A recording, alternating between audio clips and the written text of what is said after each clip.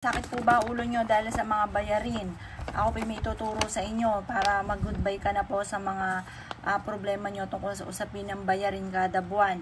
Masa positive ka lamang kapag gagawin nyo po ito, i-mindset nyo na kayo po ay suswertin at kailanman hindi ka na mamumblema sa pera at kada darating na mga bills kasi hindi naman pwedeng wala tayong ganito, wala kang kuryente, or kaya walang wifi.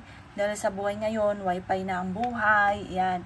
Ngayon pa mga bossing ko, dapat meron po kayong ganitong mga pamamaraan na aking ituturo para kayo po mga bossing ko hindi lagi namumblema tungkol sa bayarin.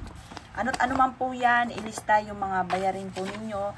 Pwede nyo po itong gawin. Teka lang pa, bukod po dyan. Halimbawa, may utang ka sa credit card. Tapos halimbawa lang po ang inyong ano ay sa credit card. Halimbawa, sulat nyo, credit card. Yan. Sabihin nyo dito, ang amount ay nasa 50k. Sample lang po ito. ASAP. Makakabayad agad ako ng maaga. Ganyan. Pagtapos, sulat nyo dito, halimbawa kay Karen, may utang ka ng 10k. Bukas, mababayaran ko na si Karen. Ganon po mga bossing ko ha. Huwag kang gagamit na sana direct to the point ang pag-wish. At pagkatapos mga bossing ko, eto, yung ating bills, yan. Sample lang po yan. Ang gagawin po ninyo, kumuha po kayo ng luya. Luya. Yan. Ngayon, painitan nyo to sa liwanag ng sinag ng araw.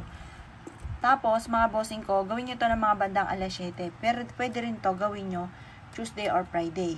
Ngayon, kung ikaw po ay hindi makakapag-wish ng maayos, gawin nyo po siya kahit anong araw, basta alas 7 ng umaga ang paggawa.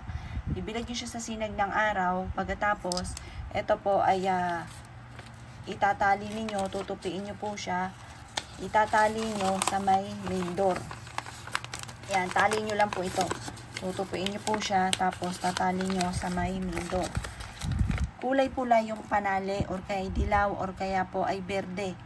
Pwedeng sinulid, pwede rin po yun. Basta sa pinakataas ng inyo pong main door ninyo siya itatali. Or sa may pintuan, pero sa pinakataas nyo siya itatali. Mapapansin ninyo kung hindi nyo pa ito nagagawa.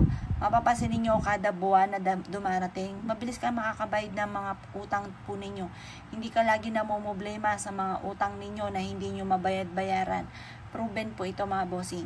Kaya kung ikaw ay gagawa ng ganito, mula sa puso, ang pag-wish, laging aayudahan ng mga salita ng mga magaganda, at kayo po ay maaami sa dami ng mga blessing na darating. Subukan nyo po ito mga bossing. At ito po ay ikaw na mismo, ikaw na lang bahala na pumuri sa ganitong mga pamamaraan. Dahil hindi ka na mamumblema kada buwan or kada...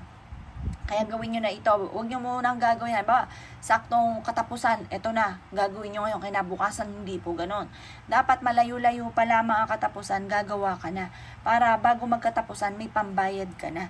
Kung kailan ka may mga due date, kailangan magawa nyo na po ito. At makakatulong po ito upang sa ganon, higit ka na maka-attract na swerte. Kaya kung kinaniwala at naisyo po itong gawin, lumarga na po kayo, proven po ito, at kayo mismo ay maaami sa dami ng mga blessing na darating. Kung kinaniwala at naisyo po itong gawin, ay siya mga boss, good luck po sa inyo po lahat.